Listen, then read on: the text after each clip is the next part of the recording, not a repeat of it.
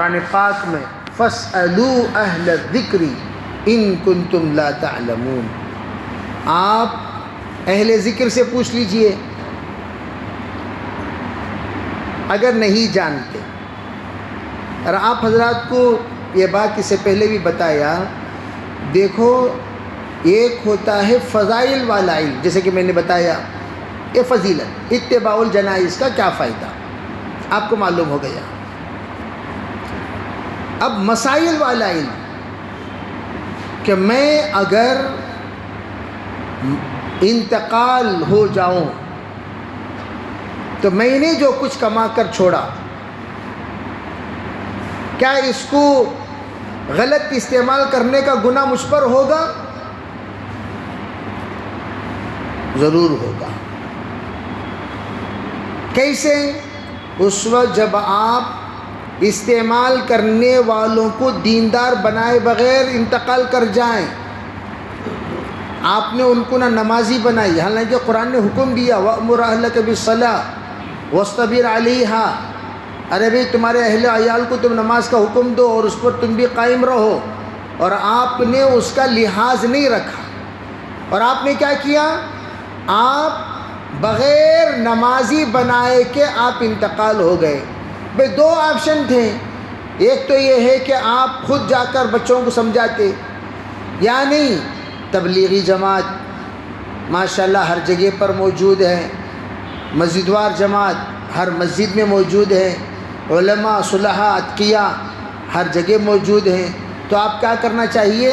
یا تو جماعت کو لے کر آپ بچے کے پاس جاتے، یا بچوں کو لے کر جماعت کے پاس آتے۔ جماعت کو لے کر بچوں کے پاس، ایسے کہ جماعت کے پاس دونوں آپشن ہیں، جماعتیں آتی ہیں گھر گھر جانے کے لیے، یعنی کم از کم اللہ والے کو یہاں آئے تو بچوں کو لے کر آتے، علماء سے ملاتے، اللہ والوں سے ملاتے، اچھی صحبت میں بٹھاتے، اچھے صحبت میں رکھتے، یہ آپ کی ذمہ داری تھی، اور آپ نے کچھ نہیں کیا۔ اللہ تعالی حشر کے میدان میں وَنَضَعُ الْمَوَازِينَ الْقِسْطَ يَوْمَ الْقِيَامَةِ، جب انصاف والا ترازو اللہ رکھے گا، اللہ ہم سے یہ بھی پوچھے گا تمہیں تین ذمہ داریاں تھیں، ایک تو یہ ہے اپنی اولاد کو تم صحیح تربیت دیتے، نمبر دو اس کو اچھے ماحول میں رکھتے، نمبر تین کم از کم تم اچھے لوگوں سے ان کی ملاقات کراتے، تاکہ ان کی زبان سے نکلنے والی باتیں اس کے دل میں اثر کر جائے اور کہیں نہ کہیں کبھی نہ کبھی یہ سدھر جائے۔ تینوں کیا نہیں کیا تو اس کا جرم ہوگا۔ اگر ہاں تینوں کرنے کے باوجود بھی یہ سدھرے نہیں، کتے کی دم بن کر رہے، تینوں چیزیں کرنے کے باوجود یہ سدھرے نہیں، کتے کی دم بن کر رہے، تو فرمایا اب آپ پر گناہ نہیں ہوگا، اب آپ پر کوئی گناہ نہیں۔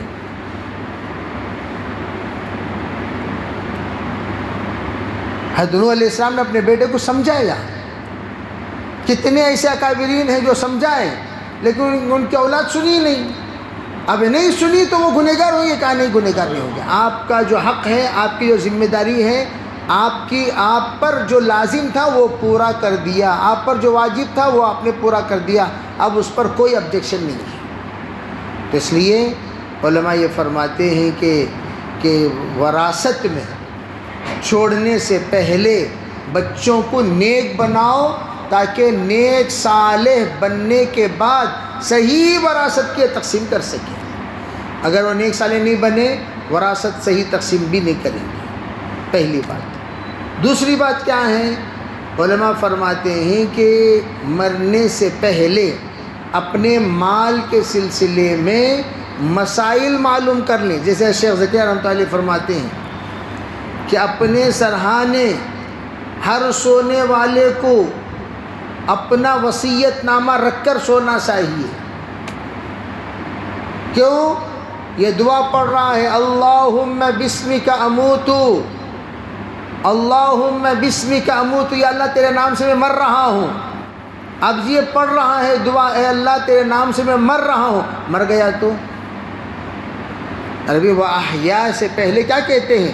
اللہم بسمک اموت، اگر انتقال ہو گیا تو وہ اللہ کا بندہ گویا اللہ کی بندگی کرتے کرتے برا.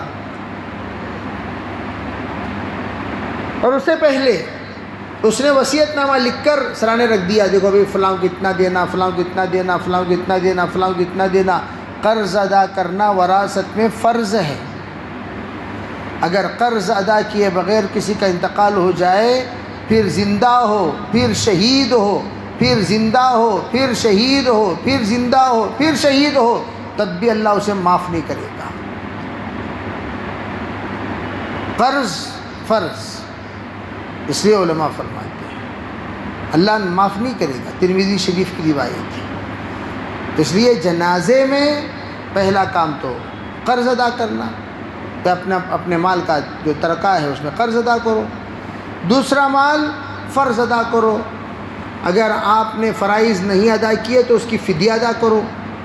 ہاں بھائی بعض مرتبہ نمازیں قضا، روزے قضا، حج قضا، تو حج کے پیسے نکالو.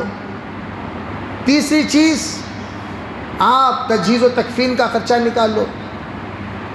چوتھی چیز وصیت نکالو.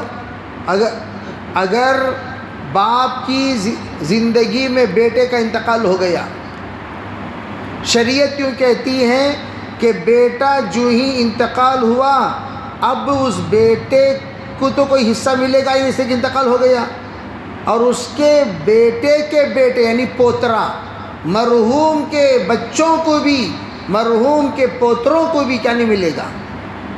حصہ نہیں ملے گا. ظاہری اعتبار سے دیکھیں تو ایک عجیب سا لگتا ہے، عربی کیسا مسئلہ ہے، بیچارہ انتقال ہوا، اس کے بچے ہیں، اس کی بچیاں ہیں، شریعت میں کوئی حصہ نہیں ہے. ارے بھائی شریعت نے دوسرا ایک دروازہ کھولا ہے، اس دروازہ ہے باب الوصیہ، وصیت کا دروازہ. آپ کے حیات میں بیٹے کا انتقال ہو گیا، آپ کے حیات میں بیٹی کا انتقال ہو گیا، آپ نے اپنے بیٹے کو، اپنے بیٹی کو کچھ کرنا چاہ رہے ہیں، شریعت کہتی ہے وراثت میں مرحومین کا حصہ نہیں ہے، تو آپ نے کیا کیا؟ آپ نے وصیت لکھ دیا، میرے پوتری کو اتنا، میرے پوترے کو اتنا، میرے نواسی کو اتنا، میرے نواسے کو اتنا. آپ نے وصیت لکھ کر انتقال کر گئے تو وراثت میں وصیت نہیں، تو وصیت میں وراثت نہیں. کیا مطلب؟ وارثین کو وصیت کرنے کی اجازت نہیں ہے، اور جن کو وصیت جائز ہے ان کو وراثت میں کوئی حصہ نہیں ہے.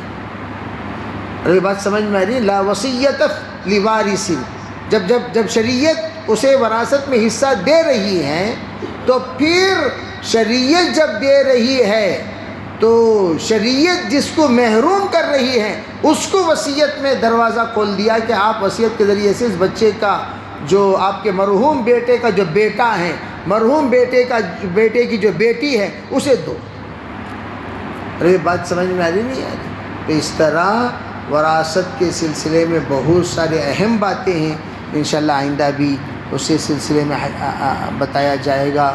اگر حیات میں تقسیم کر رہے ہیں تو اس میں برابر سرابر کا اعتبار، برابر سرابر کا اعتبار، یعنی آپ شریعت کے مطابق ممات کے بعد للذکر مثل حظ الانثیین، مردوں کو 2 حصہ، عورتوں کو 1 حصے کے حساب سے تقسیم کرنا چاہتے ہیں تو آپ کہہ دینا چاہیے بھائی شریعت کے مطابق اس کی تقسیم ہوگی، شریعت کے مطابق اس کی تقسیم ہوگی.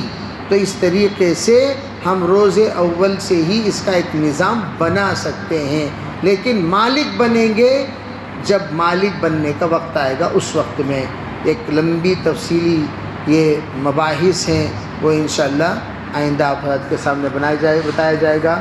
اللہ تعالی ہمیں شریعت کو عمل کی توفیق عطا فرمائے.